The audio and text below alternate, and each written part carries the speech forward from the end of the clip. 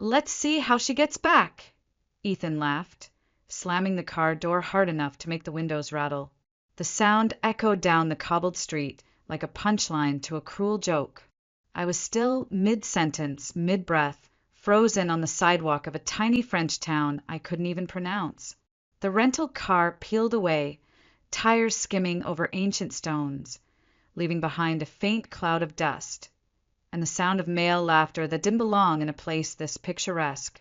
Pete, Josh Cullen, they all laughed with him. My husband's friends, men in their late 30s, wealthy, well-dressed, the kind who thought mockery was just harmless fun when aimed at someone like me. I didn't chase the car. I didn't scream. I couldn't. My body forgot how to move. I just stood there with my fingers curled around the strap of my purse, like I was bracing for impact that had already happened. A group of tourists walked past, slowing just long enough to glance at me. Some curious, some amused, one woman with a pitying smile. A waiter clearing a nearby cafe table paused, shaking his head slowly, as if he'd seen it before. I wasn't sure what looked worse, the disbelief on my face or the sheer loneliness radiating off my body like heat. For a moment, I tried to rationalize it. Maybe Ethan would circle the block and come back. Maybe it was a joke, an ugly, idiotic joke, and the others would talk him down. I pulled out my phone, hands trembling. I dialed. Voicemail. Dialed again. Straight to voicemail. Texted. This isn't funny, Ethan. Where are you? Delivered. No reply. I tried Pete. Blocked. Josh. Blocked. Colin. No ring. Just silence. A weight settled on my chest, sharp and suffocating. This wasn't a spontaneous act of immaturity. This was orchestrated. They planned this. They watched me beg Ethan not to order another bottle of wine at lunch. They rolled their eyes when I suggested we head back to the hotel. She's always managing you, man, Pete had said with a smirk, pouring another round. And Ethan, drunk and grinning, had followed me out, angry that I'd embarrassed him in front of his friends. I remembered his last words before getting in the car. Your purse has your passport, right? Then figured out. You're so smart, Claire. Then the door slammed, and they were gone. A breeze picked up, carrying the faint scent of lavender and bread from somewhere nearby. It should have been beautiful. Instead, it felt like the air was turning against me. I turned slowly in place, trying to take in my surroundings. Ancient stone buildings with shuttered windows, flower boxes bursting with color, strangers enjoying their wine under striped awnings, speaking in a language I didn't understand. I might as well have been on the moon. My legs finally moved. I stepped off the curb and started walking, not sure where I was going. My throat burned, but I refused to cry. Not here. Not in front of these people. Not while Ethan and his friends were still probably laughing about the look on my face as they drove away. I checked my wallet. 85 euros in cash. No credit cards. Ethan had offered to carry them earlier when my bag was too full. Let me help, he'd said, with that charming smile he wore like armor. Now he had them. Now he had everything. I had enough money for maybe a night in a cheap pension and a meal if I was careful. Then what? A child tugged on her mother's sleeve and pointed at me. Maman, pourquoi elle pleure? I wasn't crying. Not yet. But the crack was coming.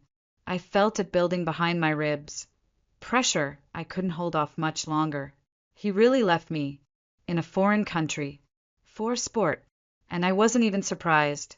I wandered the narrow streets in a daze, my sandals clicking against the uneven stones, the echo bouncing off old walls that had probably stood longer than my marriage.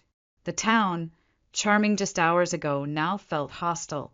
Every doorway a fortress. Every glance a quiet judgment. I wasn't a tourist anymore. I was something else. Something broken. Something discarded. I stopped in front of a weathered map posted near a bus stop, the kind meant to help clueless foreigners. All the names blurred together. French syllables I couldn't decipher in my current state. I pressed a trembling finger against the screen of my phone, searching for nearby hotels.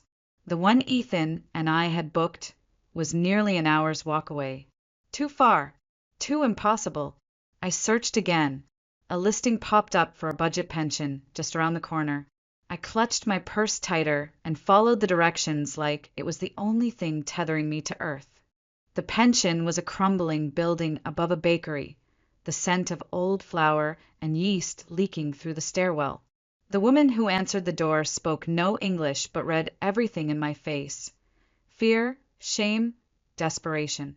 She didn't ask questions, just handed me a key and showed me to a narrow room with a sink, a window facing a brick wall, and a single bed that sagged in the middle. I handed over most of my cash and mumbled, "Merci," even though I didn't feel thankful. Not yet. I collapsed onto the mattress and stared at the ceiling. My body was numb, but my mind raced. What if he didn't come back? What if this wasn't a joke? What if it was exactly what it felt like? Punishment. Humiliation. A message. You're not in control anymore, Claire. You never were.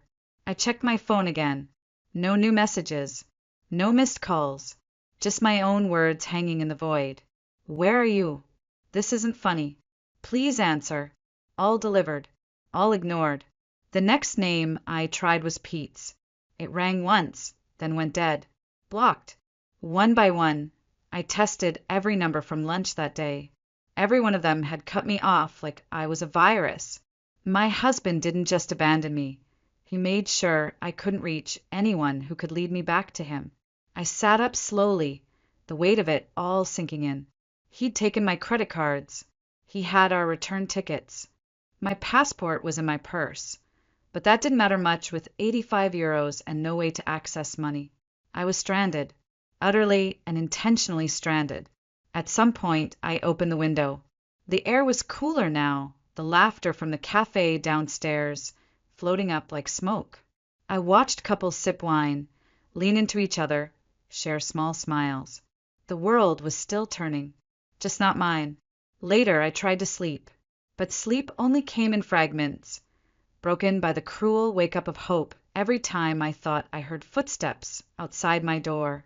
At one point, I truly believed I'd hear his voice, that he'd show up with some cocky apology, blaming me for overreacting, twisting it into a misunderstanding we could fix. But morning came, and with it, silence. No knock on the door, no messages, no Ethan, only the slow, sinking realization that he wasn't coming back. Not tonight, not tomorrow, maybe not ever. The morning sunlight bled through the thin curtains, soft and golden, mockingly beautiful. I lay motionless, my body wedged between exhaustion and dread. My limbs ached from tension, my eyes dry from a night of false hope. I reached for my phone before even sitting up. Still nothing. I refreshed my messages like a gambler at a rigged slot machine, hoping for a miracle that wasn't coming. He didn't come back. The words pulsed like a heartbeat in my head. He really didn't come back. I forced myself upright and rinsed my face in the tiny sink, the water icy and metallic. My reflection startled me. Hair matted, skin pale, eyes ringed with shadows. I looked like a woman who'd been left behind. And I had. Downstairs, the scent of fresh bread rose from the bakery, warm and sweet. My stomach growled, but the thought of eating made me nauseous. I bought a single croissant and a bottle of water with trembling hands, counting out coins like they were sacred. I had maybe 30 euros left. Enough for lunch, maybe a cab ride, not for a hotel, not for a plane ticket, not for salvation. I wandered the perimeter of the town, scanning every street, every terrace, every cafe in case, by some miracle, I'd spot our tour group. Nothing. They'd moved on, carried away in their air-conditioned comfort to Florence or Nice or wherever their itinerary dictated. Without me. Without guilt. It was on the third day that a cafe owner noticed me standing just outside his patio, unmoving for far too long. He approached gently, his English broken but kind. "Espresso? You look lost." I managed a nod, and he handed me a small cup without charge, as if he knew that pride was the last thing I could afford to hold on to. He pointed me toward the police station when I asked, "Help?" "My husband, he left." The officer there was polite, tired, unsurprised. It wasn't the first time he'd heard such a story. A missing husband, a tourist left behind, a filed report, a sympathetic shrug. Nothing more. That afternoon, I stood in front of a pawn shop window with my hand clenched so tightly my wedding ring cut into my skin. It wasn't the original ring. Ethan had replaced it on our 5th anniversary. A 2-carat diamond in a platinum band, his way of saying, "Look what I provide." At the time, I'd been grateful. Now I saw it for what it was, a leash disguised as a gift. With trembling fingers, I twisted it off. My hand looked bare, almost childish. I stepped into the shop, the bell above the door ringing like the opening chord of a new song. The shopkeeper, an older man with sharp eyes and no interest in pleasantries, examined the ring. He named a price far below its worth. I nodded. I didn't argue. Pride wouldn't feed me. It wouldn't get me out of this town. He counted out the euros in slow, deliberate motions. When he paused and asked, "You go home now?" "America." I hesitated. Home. The word didn't land right. Home meant explanation. It meant facing my mother's smug disappointment. It meant telling my friends, if I still had any, that I'd been abandoned like a forgotten suitcase in a foreign town. It meant listening to Ethan spin the story first, twist it into something that made me sound hysterical, unstable, too much to deal with. I shook my head. Instead, I walked to the bus station and stared at the departures board for nearly an hour. Place names floated before me like poetry I didn't understand. Marseille, Avignon, Aix-en-Provence. One word, simple and final, whispered through me like a pulse. Go. I bought the cheapest overnight ticket to a name I couldn't pronounce. I didn't ask where it led. I didn't care. I just knew it was away from Ethan, away from humiliation, away from the woman who had waited for someone to come back. The overnight bus rumbled through the dark, its dim interior lights flickering like dying stars. I curled up against the window, arms around my knees, watching the countryside blur into shadows. Every bump in the road jolted my spine, but I didn't care. I wasn't trying to sleep. I just wanted to disappear, to become one of the faceless travelers nobody remembered. I didn't even ask the name of the village the ticket was for. I only told the woman at the counter, "As far as this will take me." Sometime before dawn, the bus hissed to a stop at a desolate roadside bench. The driver muttered something in French and gestured toward the door. This was it, my destination, my escape, my nowhere. I stepped off the bus into a silence so deep it rang in my ears. No taxis, no signs, just a dirt road, a row of olive trees, and a faint purple haze in the distance, lavender fields, maybe, though I couldn't be sure. My phone had died somewhere around Avignon. My stomach was a hollow knot. My sandals, meant for city strolling, had cut into my feet. Each step felt like walking on glass. I kept moving. The sun began to rise, casting long golden beams across the sloping hills, turning the fields into something out of a painting. But I couldn't see the beauty. My vision blurred from exhaustion, pain, and something deeper, something nameless. A grief that didn't belong to the moment, but to a life unraveling piece by piece. I don't remember falling. 1 second I was walking. The next, the world tilted and my knees gave out. My face hit the dirt. Stones scraped my skin, and the sky swung violently above me. I didn't get up. I didn't try.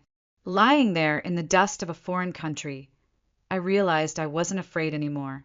I was done. Whatever strength I'd been pretending to have had run out. I closed my eyes. If this was how it ended, I could live with that.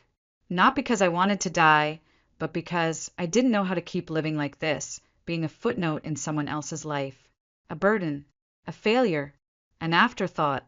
A voice broke through the silence. Foreign, urgent, feminine. Then hands, rough but careful, turning me over, lifting my head, brushing hair from my face. I blinked through the sunlight and saw a woman's face. Older, with skin like weathered parchment and eyes so kind they made me want to cry on the spot. "Fame?" she asked softly, then offered a metal canteen. I took a sip, the water cold and clean and miraculous. She touched my cheek, murmured in French, then pointed down the road. I didn't understand the words, but I understood her. She wasn't going to leave me.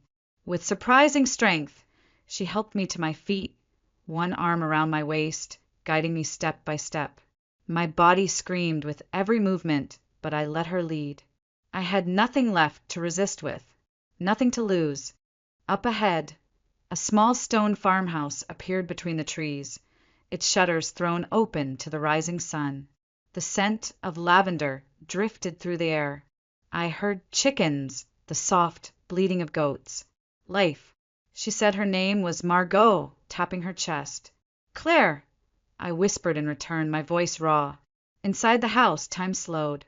Margot settled me at an old wooden table, while she moved around the kitchen like a memory, filling a basin with warm water, slicing bread, ladling soup from a heavy pot. I barely tasted it, but I ate. My body moved on instinct, grateful for sustenance, for touch, for someone who saw me and didn't look away. A man entered, older, suntanned, wary but not unkind. Margot spoke to him quickly, gesturing to me, then to a hallway. He nodded. "Henri," she said, pointing to him. "Her husband." He gave me a slow nod, as if to say, "You're safe here. For now." They didn't ask what happened. They didn't question why a foreign woman collapsed near their land at sunrise. They didn't look at me like I was broken.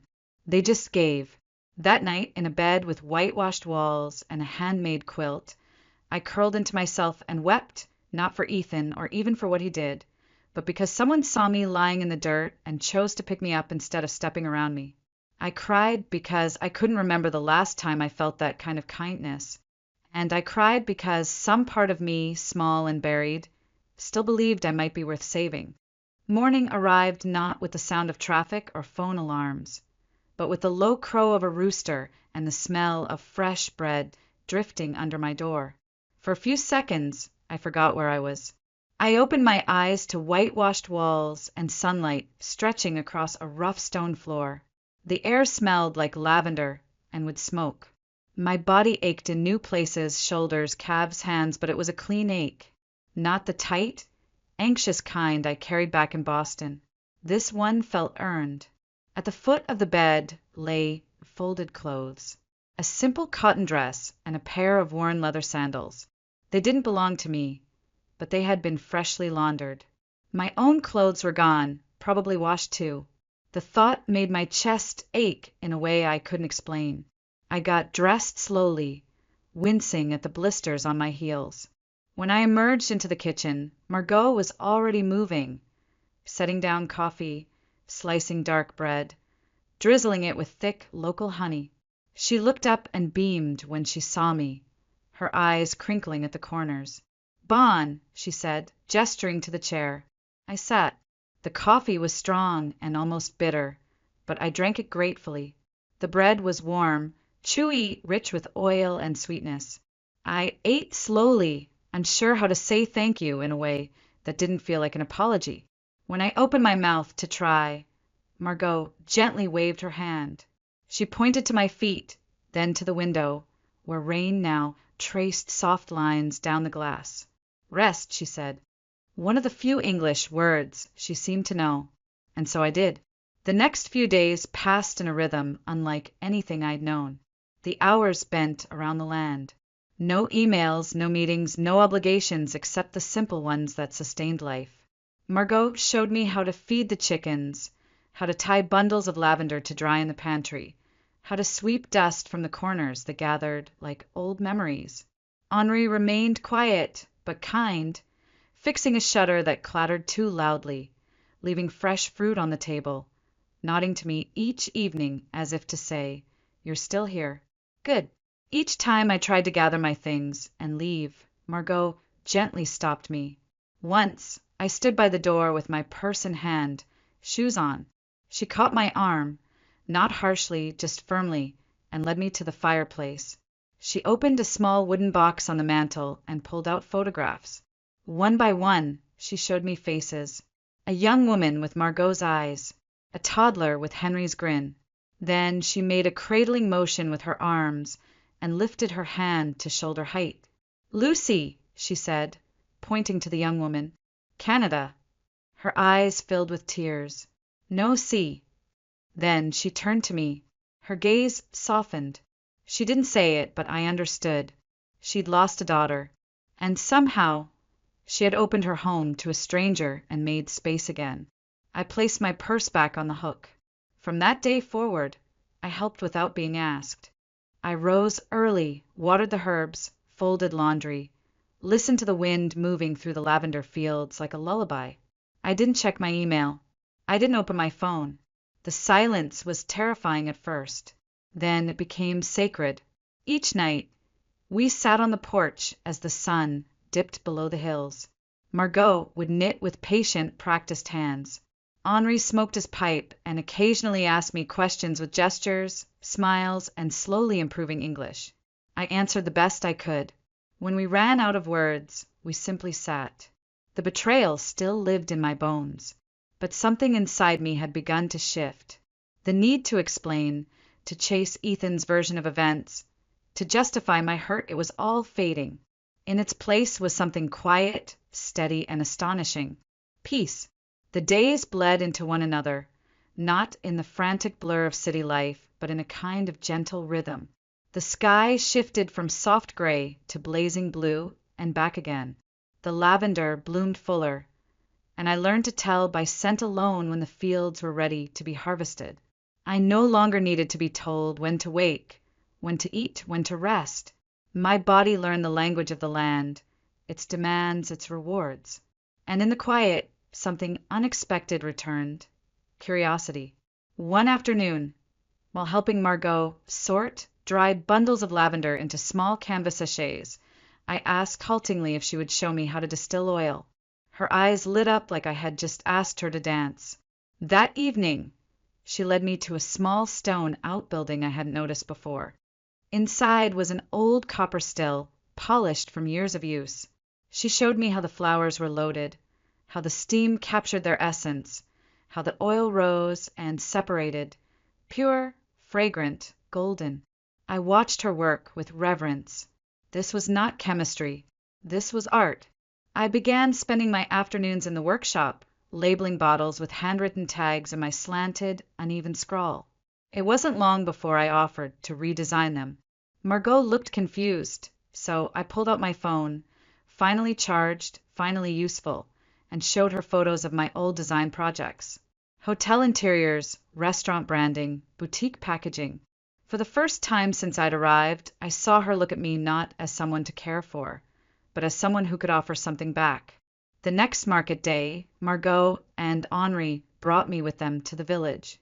We loaded crates of oil and sachets into an old blue truck, the back seat rattling as we drove along winding roads. The market was alive with music and chatter, rows of colorful stalls lined with produce, bread, wine, soap. I helped them set up, arranging our products on the table, adjusting the signs, tying fresh bundles of lavender for decoration. "Stay," Margot said simply, as I handed a tourist a wrapped box of oil. I looked at her, confused. She gestured around the stand, then touched my chest, then hers. "You, me, work." I blinked. "You mean help? Like more?" She nodded firmly. Then Henri joined, placing a folded piece of paper in my hands. A crude but official-looking document written in both French and English. Partnership. They had drafted it together, with the help of a friend from town. Not a job offer. A stake in the business. I stared at the paper, emotions tightening my throat. I was still wearing borrowed clothes. I still flinched when a phone buzzed. I hadn't touched makeup or spoken to anyone from my old life in weeks. But here they were, two people who had taken me in off the road, offering me not just shelter, not just purpose, but ownership, belonging. "I don't know anything about farming," I said softly. "Learn," Henri replied. His accent was thick, but the word rang clear. Margot reached for my hand. You already start. Tears sprang to my eyes before I could stop them, not because I was sad, but because for the first time in years, I didn't feel like I had to prove my worth. I didn't have to beg to be chosen. I was being invited to stay, not as a guest, not as a burden, but as someone valuable, someone home. I hadn't thought of Ethan in days. That realization came as I knelt in the workshop, sealing freshly poured vials of lavender oil and arranging them by scent profile, bright, grounding, soothing. The radio played something slow and melodic in French, and sunlight spilled in through the high window, warm on my shoulders. My hands moved with confidence. My handwriting on the labels had steadied. The table I once hesitated to touch was now my space, my task, my purpose. Then I turned on my phone. I hadn't touched it in over 2 weeks, except to take photos of the fields, the workshop, Margot's hands demonstrating a technique I wanted to remember. But that morning, something compelled me to check my old email. Just a flicker of curiosity. A window cracked toward the life I'd left behind. The inbox exploded. Hundreds of unread messages. Old friends, acquaintances, colleagues from a life that now felt like a dream. At first, it felt like I was reading someone else's mail. The concern in their words startled me. Are you okay? Where did you go? I heard what Ethan said. Please tell me it's not true. And then I saw it. Subject, I know where you are. From Ethan Bennett. My breath caught. My hand trembled as I tapped it open. Alexis! He never called me Claire anymore. Only Alexis, the name he preferred, the one he thought sounded more sophisticated. It's taken time and a private investigator, but I finally tracked you down. This has gone on long enough. I'm coming to bring you home and end this ridiculous tantrum. My flight lands in Marseille on Thursday. Be ready. Thursday. 3 days. My stomach clenched, not with fear, but with something colder. Anger. Disgust. And underneath it, the quiet thrum of resolve. I wasn't the woman he'd left behind anymore.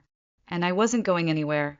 I walked downstairs, the phone still in my hand, and found Margot at the kitchen table, going over accounts by the open window. She looked up, read my face immediately.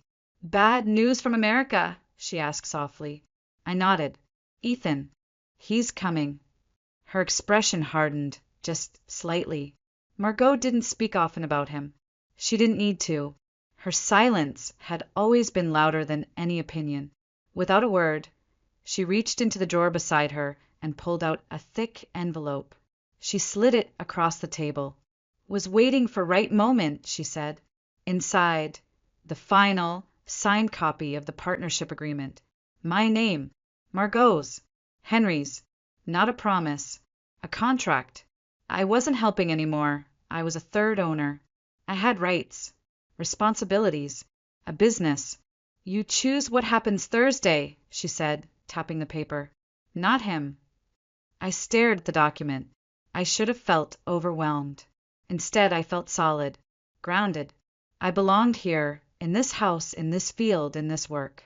Ethan could try to come and take whatever he wanted, but he wouldn't find the version of me he remembered. The next morning, I contacted Caterine, the local lawyer who'd helped with the partnership. We drafted divorce papers, French and English, clear, firm, final. I printed them and folded them carefully into an envelope.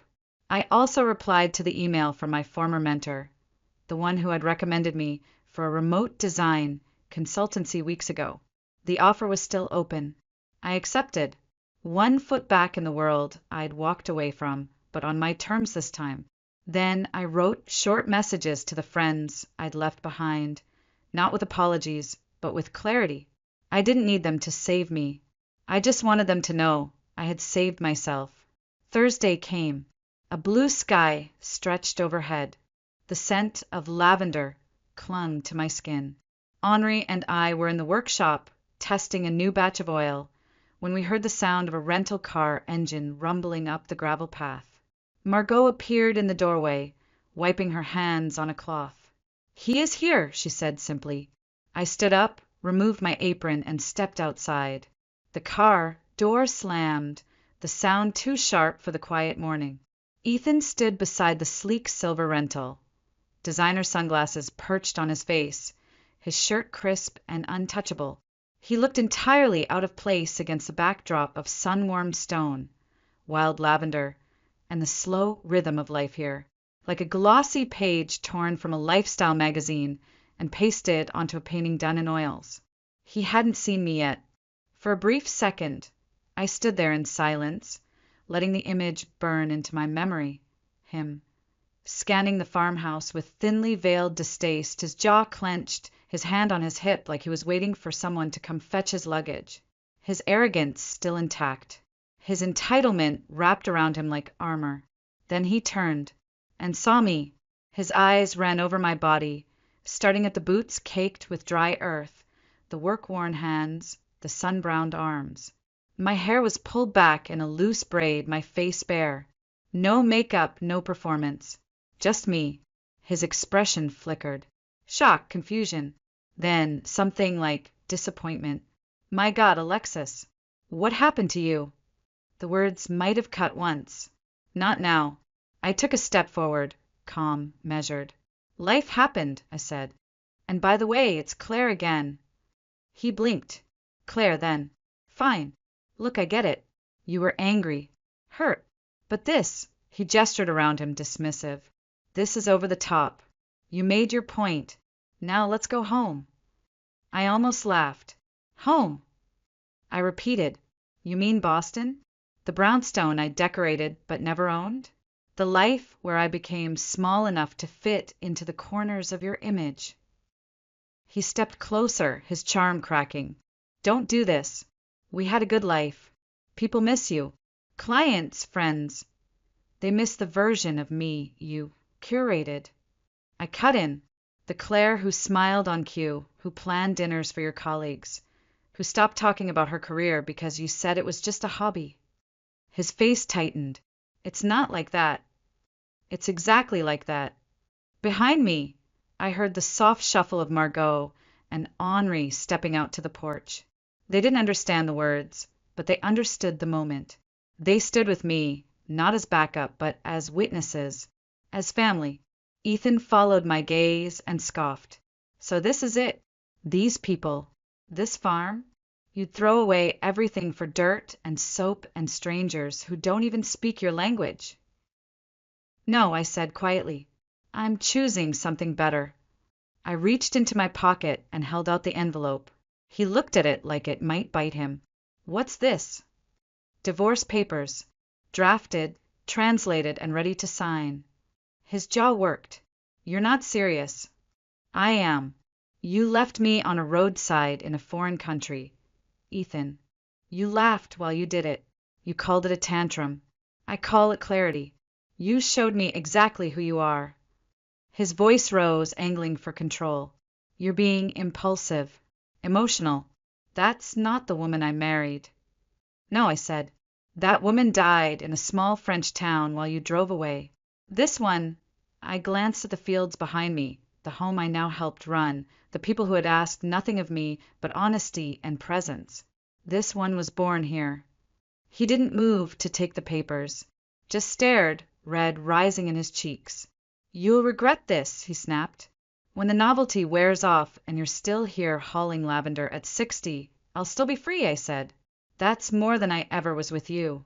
Henri stepped forward then, placing a hand gently but firmly on my shoulder.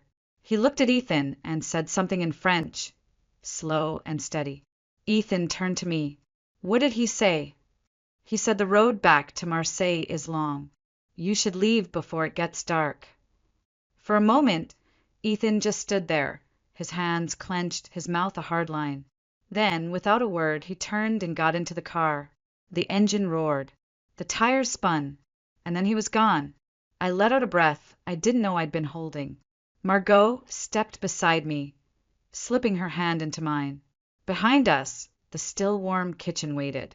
Lavender to sort, orders to prepare, dinner to cook. The man who once left me behind now had no place left to stand. And I had everything. The night after Ethan left, I stood in the lavender fields alone. The stars above Provence glowed like scattered embers. The air smelled of earth and oil, and a hint of smoke from the kitchen stove where Margot was still humming to herself. Crickets sang from the edges of the grove. Somewhere nearby, Henri was whistling as he fed the goats. Nothing about this moment was extraordinary, and yet it was everything. I wasn't waiting for someone to come home. I wasn't rehearsing apologies in my head. I wasn't shrinking myself to fit a man's silence. I was still and whole, and more myself than I had been in a decade. In Boston, I had lived in curated spaces, neutral palettes, designer furniture, the soft glow of staged perfection. And yet, somehow, I'd never felt like I belonged in any of them. Here, with calloused hands and sunburnt shoulders, standing barefoot in a field I helped harvest, I was home. The days that followed Ethan's departure unfolded like a second spring. I signed the final partnership paperwork with Margot and Henri beneath the grapevine trellis in our courtyard. We toasted with chilled wine and fresh cheese, and I laughed, truly laughed, as Henri held up the bottle of oil I had helped press and declared, "Claire's batch, best yet." Word spread at the market. People began asking for me by name. I redesigned our labels, launched a simple website with the help of a local teenager, and soon orders were arriving from tourists who had visited our stall and wanted to remember the scent of Provence. I woke early and worked late. I made mistakes. I ruined an entire batch of rosemary oil and nearly set the still on fire. But no one yelled. No one used my errors as proof that I wasn't enough. We cleaned it up, we fixed it, we moved on. It was revolutionary. One afternoon, Margot brought out a dusty photo album. She showed me pictures of Lucy, her daughter, in Canada. A wedding I wasn't invited to, she said with a small, sad smile. A baby I had never met. The distance hurt her more than she admitted. But when she looked at me, there was peace in her eyes. Not replacement, not fantasy, just connection. Family, she said simply, pointing between the two of us. And I nodded, tears stinging my eyes. I didn't return to the States. Not for court. Not for closure. My lawyer handled the paperwork. Ethan signed the divorce documents without protest, likely too embarrassed to tell anyone what really happened. My share of our assets arrived in a sterile bank transfer, cold and quiet. I used part of it to renovate the workshop and buy new equipment for the farm. I used the rest to start saving. Not for escape, not for survival, but for the future. The consulting job for my former mentor blossomed into something real, freelance design work for eco-conscious brands, all done from my kitchen table here in the hills of southern France. I had one foot in the world I'd left, but this time it was on my terms. No husband watching the clock. No guilt. No permission needed. Sometimes tourists ask how I ended up here. I smile, pour them a sample of our lavender oil, and say, it's a long story, but it begins with getting left behind. Because that's the truth. Ethan didn't just abandon me. He freed me, and I used that freedom to become someone he never imagined I could be. Whole, independent, and finally alive.